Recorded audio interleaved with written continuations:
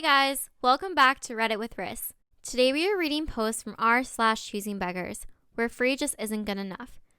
If you are a fan of Reddit stories and want to hear more from this channel, don't forget to subscribe. Okay, let's get started with our first post from r/ChoosingBeggars. This post is from Feral Tax Invader, entitled The Tragic Tale of the Cake Lady. Several days before, we had gotten a call from a lady wanting to order a custom cake and cupcakes.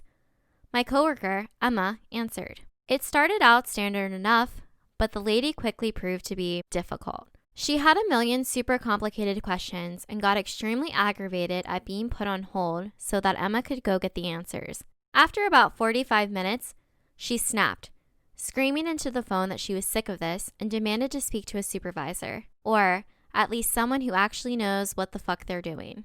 Emma was holding back tears, but passed the phone to our manager. Our manager then spent 2 fucking hours on the phone with this woman who continued to be a problem. She was extremely vague, telling my manager to just make it look nice, and getting huffy when asked for specifics on what she actually wanted. My manager could tell something was up and insisted upon going over every little detail for confirmation with this woman. Finally, they settled on a design, the order was placed, and for about a week, that was that. Friday night, 15 minutes before we close, over 5 hours after her scheduled pickup time, mind you, the lady from the phone walks in. She looks surprisingly normal, apart from the glare in her eyes, and we went to go retrieve the order. As I'm certain you all guessed by now, she had complaints. Many complaints. The shade of blue on the cupcakes was wrong, the frosting edges weren't smooth, the centerpiece on the cake was not in the center when she wanted it slightly off center. She wanted the entire cake dyed pink, not just the frosting.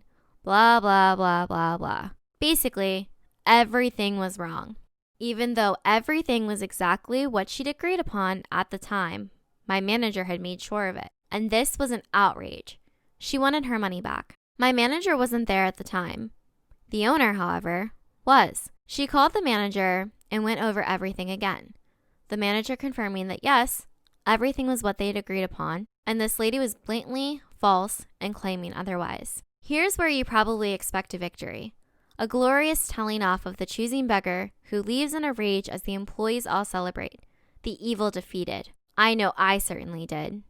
I mean, I wasn't actually expecting the owner to take this lady down or anything. I kept my expectations realistic.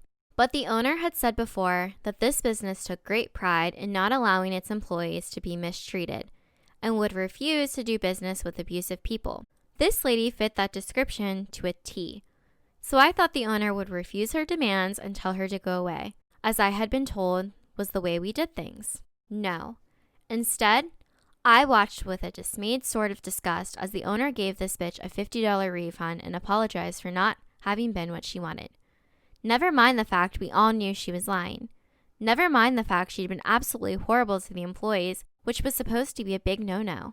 Never mind the fact that this was clearly exactly what she wanted the entire time. I know it's naive of me, but I honestly felt a bit betrayed, I suppose. I'd been promised that this place wasn't like others, that the employees were valued and would be defended, that asshole customers were not welcome and would not be tolerated, and then I could do nothing but stand there and watch a woman who left my coworker in tears and made all of our lives a collective hell was rewarded for her behavior. She's going to do it again, if not to us, then to some other poor workers, because my boss just effectively reinforced that being a colossal bitch is how to get what she wants. I know people here like to have happy or triumphant endings, but there isn't one. This lady was a huge choosing beggar, nitpicked everything, made unrealistic demands, demanded for a ridiculous discount, and then got what she wanted. I'm just furious. I know some will say this doesn't count as a choosing beggar, and maybe not. But I thought it fit the parameters and needed to get it off my chest. Our next story is from Shadow-Fox, entitled, Choosing Beggar Eats Half of His Food, Then Demands for a Fresh Meal Since It Went Cold. The title sums it up. I work at a wine bar that has a kitchen. We do a lot of food. I don't know what happened as I am in the kitchen, but was told at the end of the night. This story is Waitress's original poster, but I'll do it as W to make it easier. CB, choosing beggar, we should all know that. W equals waitress, M equals manager. Background, CB came in with a female friend, had a drink. The female friend left afterwards. CB was hungry, so he ordered a Cajun chicken burger. When the food arrived, he started eating it. He stopped eating halfway and went on his phone. By the time he got off his phone, his food cooled down. On to the story. CB called waitress over and said, "Excuse me, ma'am, my food is cold. Could I have a fresh one?" He says, not letting the waitress say anything. W says, "Sir, you've eaten half of your food. I can't just get you a fresh burger," she said. CB then says, "What? I ate some, then noticed it was cold." W just stands there looking at CB. CB then says, "If I can't have fresh food, can I have my drinks off my bill?" He had 2 drinks and the female friend had 1, totaling cost half more than the burger cost. The waitress said, "No, sir, I can't." CB says, "You better get me fresh food or my drinks off or I'm gonna walk out." The manager, overhearing this, went over and said, "You can try that, but if you look over on your camera, if you walk out, I will have to ban you and notify other establishments nearby not to serve you until you have paid.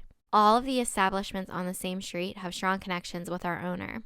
Also, the establishments are the only ones nearby unless you want fast food." CB sighed and asked for the bill, paid, then left, leaving no tip. Thanks for joining Reddit with Riss. Don't forget to subscribe, leave a comment, and like this video. Have a great day.